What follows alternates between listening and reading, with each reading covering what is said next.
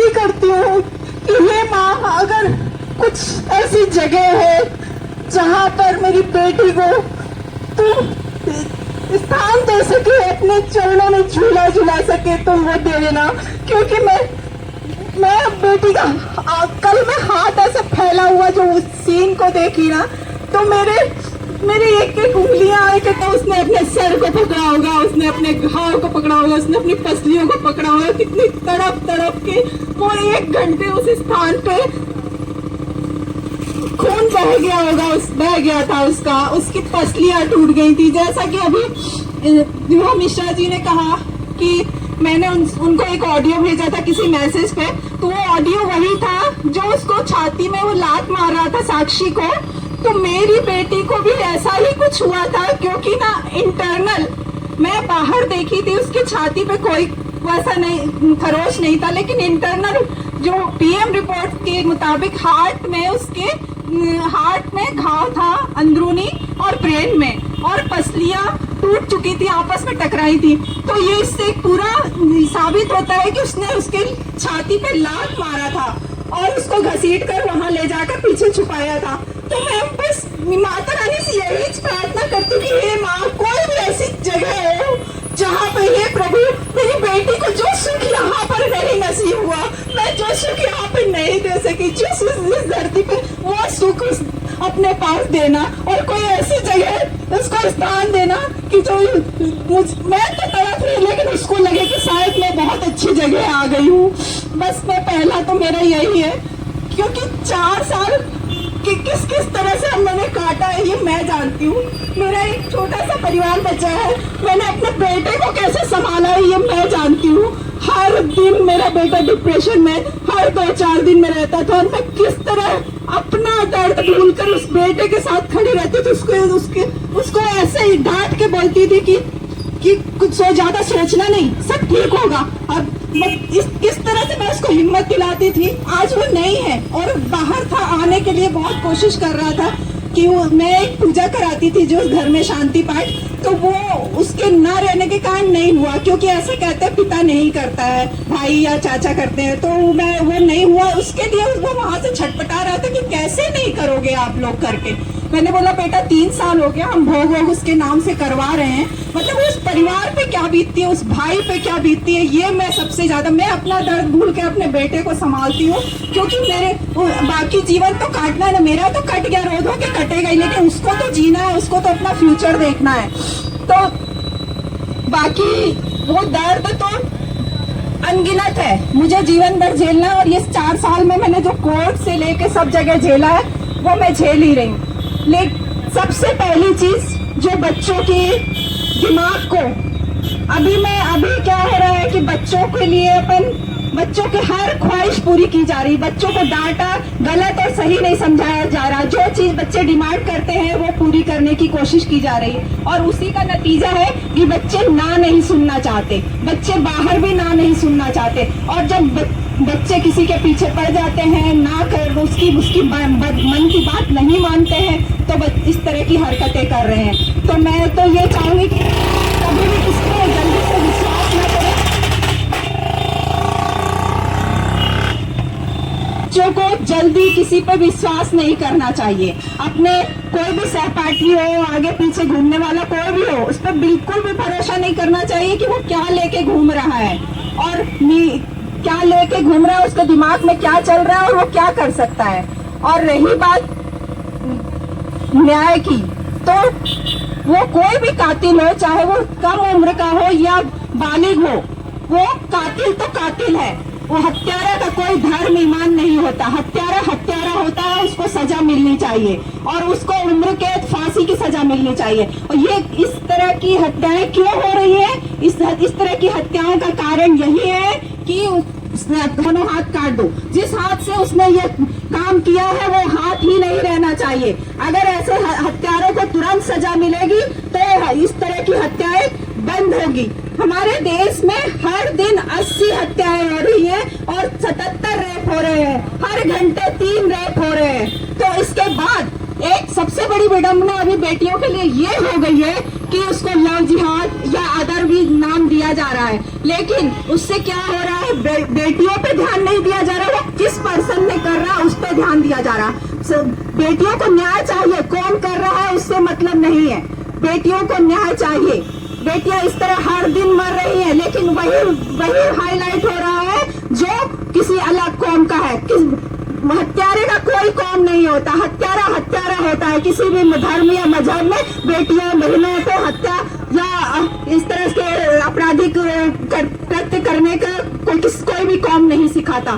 तो उसको डाइवर्ट करके बल्कि न्याय की कड़ी व्यवस्था पर ध्यान देना चाहिए। ये मेरा विशेष अनुरोध है। बेटियों पर से ध्यान हट गया है और कौन कर रहा है इस पर ध्यान ज्यादा दिया जा रहा है। क्यों कर रहा है, कैसे कर रहा है और क्यों नहीं होना चाहिए, इस पर किसी का ध्यान नहीं है। उस गुड़िया को, छोटी बच्ची को श्रद्धांजलि दूंगा, फिर उनके माता पिता को श्रद्धांजलि दूंगा।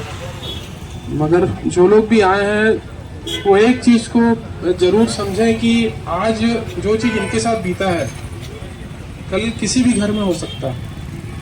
और अभी लगातार हम लोग टीवी में भी कई घटनाएं ऐसी देख रहे हैं कि एक बच्ची को कोई मारता है, बाजू से लोग जाते रहते हैं और कोई उसको कुछ बोलता नहीं है, कुछ रोकता नहीं है और उनके खिलाफ कोई कुछ करने को तैयार ही नहीं होता है। लोगों के अंदर आज के समय में एक भावना है कि हमको क्या करना है। ये जो भावना है, इससे आने वाले समय में जो अराजकता बढ़ रही है, आपको नहीं तो आपके बच्चों को, नहीं तो उनके बच्चों को सफर कहीं ना कहीं करना ही पड़ेगा। ये तो एकदम दिमाग में बिठा लो। ये हमको क्या करना है, ये टेंडेंसी जब तक नहीं जाएगी तब तक आप दूसरे के दर्द को अपना दर्द नहीं बना पाओगे, तब तक उसके साथ लोग नहीं खड़े होंगे, तब तक आपके लिए भी कोई लोग नहीं खड़े होंगे। तो बच्ची के साथ जो हुआ ये तो बहुत जघन्य हुआ।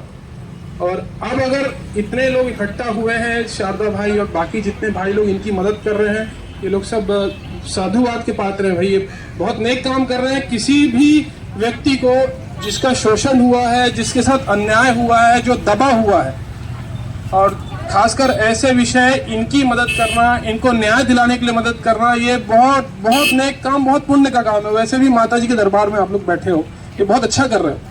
मगर अब इसको अगर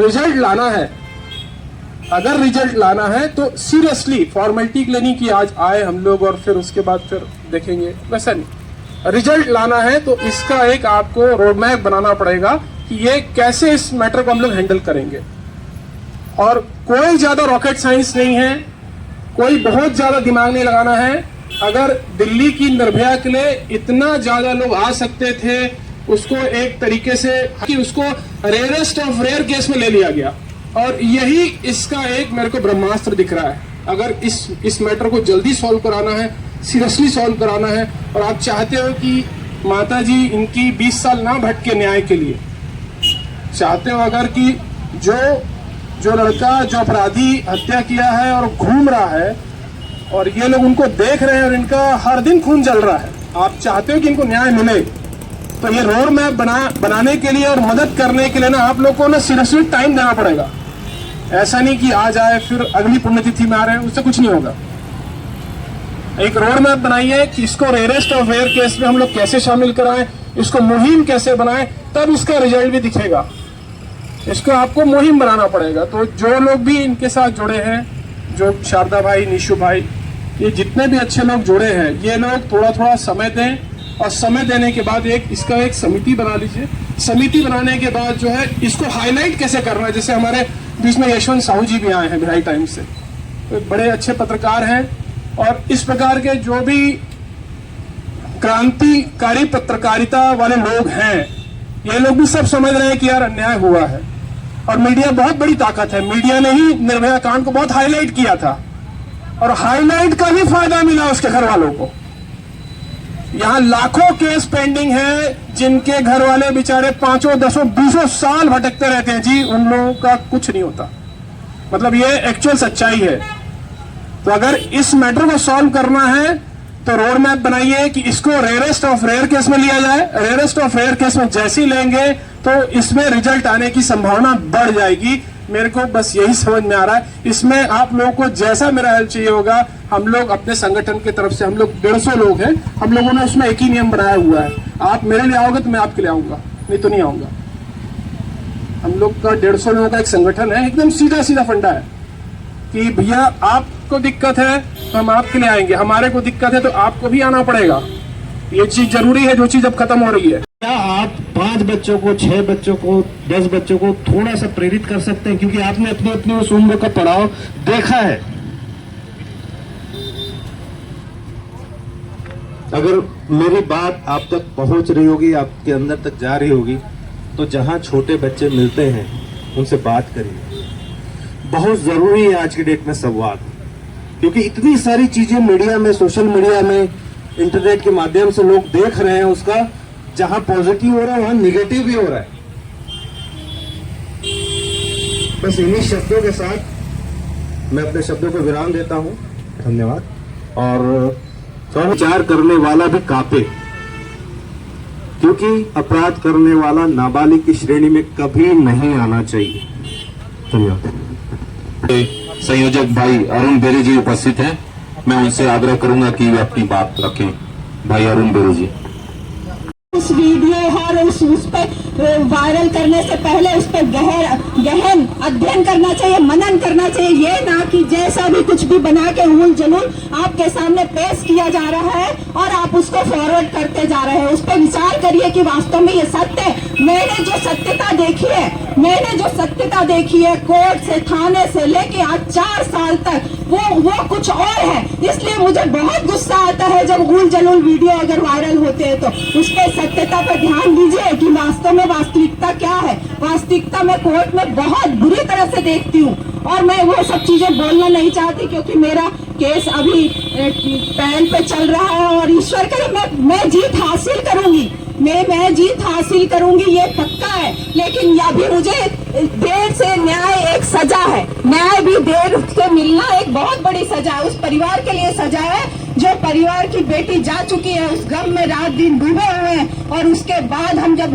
कोर्ट में दर दर भटकते हैं तो ये हमारे लिए डबल सजा है। हमारे लिए न्याय देर से मिलना यानी हमारे सबसे बड़ी सजा। मैं कितने बार मैं धूप में भागते हुए जाती हूँ, कहाँ हो तो मैं कोर्ट में हूँ, मुझे तो जाना ही। कभी मैं बड़ी ठंड में बारिश हो रही है, मैं भीगते हुए कोर्ट से चली आ रही हूँ। मैं किससे बोल सकती हूँ कि नहीं, आज वो अपराधी तो नहीं आता है, अपराधी कोर्ट में नहीं आता, लेकिन मेरी तो बेटी थी, मुझे तो जाना है, चाहे 8 पर से चाहे 11 पर से। मैं तो चाहती हूँ और हर दिन हर ट्रायल देखती हूँ। एक भी ट्रायल मैंने नहीं छोड़ा, और इसलिए नहीं छोड़ा जब मैं इतने उससे लगी हुई हूँ। उसके बाद केस का ये हाल है तो मैं हर दिन सोचती हूँ कि हे भगवान, बाकी लोग जब उस पर ध्यान नहीं देते हैं तो क्या होगा इस देश का। जब मेरे इतने लगे रहने के बाद ट्रायल, मैंने बहुत कुछ केस को इतने स्पीड करवाया है, तब अभी 4 साल हो गए। हम लोग वही बात करते हैं कि बहुत कुछ हम लोगों ने करवाया, तब 4 साल हो गए। हम लगे रहे, और ना अगर लगते तो क्या होता। तो निर्भया का जो कांड हुआ था उसमें 7 साल लग गए थे, मुझे भी 4 साल लग गए हैं। ईश्वर करे कि हो सकता है अगली पुण्यतिथि हमको इस तरह न्याय मांगते हुए ना मनाना पड़े, मेरी ये उम्मीद है। मुझे ऐसा लग रहा है कि हो सकता है, और ईश्वर करेगा तो मैं जीत भी पाऊंगी। ये मेरी मतलब मैं जिस तरह से उस कोर्ट को ट्रायल कर रही हूँ, तो मुझे पता है कि हमारी जीत होगी। लेकिन ये एक बहुत गलत मैसेज है हमारे देश और समाज के लिए कि इतना फास्ट ट्रैक कोर्ट बना हुआ है। निर्भया के बाद फास्ट ट्रैक कोर्ट बना, तो फास्ट ट्रैक में हमारा केस चल रहा है। क्या नतीजा है, उसका बाद भी 4 साल लग चुके हैं। ये कि सुनने में आया कि 7 साल इसलिए लगे कि उस समय फास्ट ट्रैक कोर्ट नहीं बना था। फास्ट ट्रैक कोर्ट बनने के भी हमारे 4 साल हो चुके हैं और हमको अभी भी न्याय नहीं मिला है।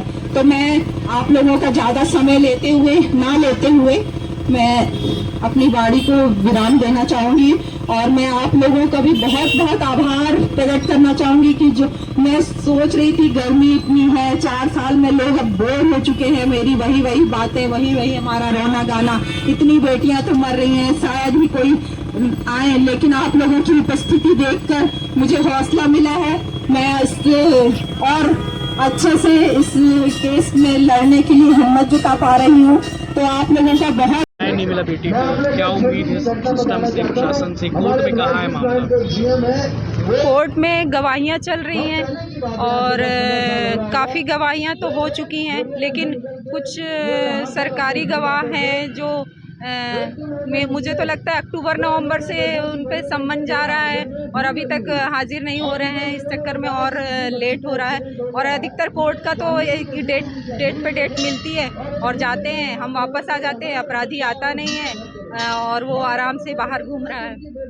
श्रृंखला के साथ उस दिन क्या हुआ? मतलब आप लोग को जो पुलिस ने घटनाक्रम बताया है, फ्लैशबैक में जाए, बात करें, रिकॉल करें। श्रृंखला वही ट्यूशन जा रही थी, 13 जून को दोपहर 3 बजे ट्यूशन जा रही थी और उसको हमारे ही कॉलोनी मैत्री कुंज में आकर लास्ट क्वार्टर में उसका इंतज़ार कर रहा था और वह स्कूल जब ट्यूशन के लिए निकली तो उसको अपनी गाड़ी को रोड पे आड़ा लगाकर उसको रोका और उससे छीना झपटी कर रहा था। उसके बाद जब उसकी बात नहीं मानी तो उसके सर पर कुदाल जो घर से लेकर आया था उस कुदाल से उस पर वार कर दिया और वो गिर पड़ी तो उसको घसीटते हुए ले जाकर उस घर के पीछे छुपा दिया था जी।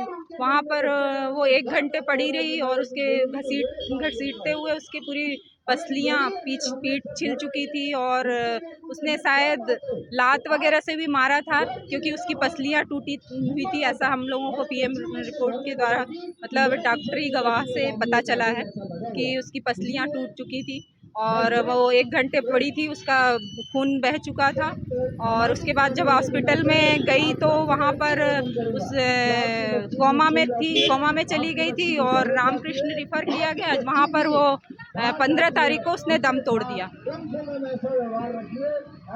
और हत्यारा जब पकड़ा गया दूसरे तीसरे दिन तो उससे पूछा गया कि क्यों मारा तो उसने कहा कि पट नहीं रही थी इसलिए मार दिए। पीएम रिपोर्ट में क्या बताया? पीएम रिपोर्ट में ब्रेन में चोट थी और हार्ट और पसलियों में चोट थी। क्या अपील करते हो आप उनके लिए? उन्हीं के लिए क्या अपील करते हो? उनको क्या सजा मिलना चाहिए? अपराधी को तो फांसी की सजा मिलना चाहिए और यदि फांसी की सजा नहीं मिलती है तो उसको जीवन भर कारावास मिलना चाहिए, मरते दम तक उसको कारावास मिलना चाहिए और जब तक इस तरह की सजा नहीं होगी तब तक इस तरह की घटनाएं बढ़ती रहेंगी। आए दिन घटनाएं हो रही हमारे देश में, हर दिन 80 हत्याएं हो रही हैं और हर घंटे 3 रेप हो रहे हैं और बच्चियों की उन घटनाओं पे भी ध्यान नहीं दिया जा रहा बल्कि किसने किया, किस कौम ने किया, इस पे ध्यान दिया जा रहा है और सजा पे ध्यान नहीं दिया जा रहा है। हत्याओं को डाइवर्ट करते जा रहे हैं, यानी कि ये हमारी देश की बेटियों के लिए दुर्भाग्यपूर्ण है कि घटना को रोकने और उस हत्यारों को सजा देने पे ध्यान नहीं। जिस दिन से सजा होने लगेगी उस दिन से ये इस तरह की घटनाएं कम अपने आप और तुरंत सजा, ऐसा नहीं 4 साल 6 साल नहीं, तुरंत सजा जब मिलने लगेगी तभी हमारे देश से इस तरह की घटनाएं बंद होंगी।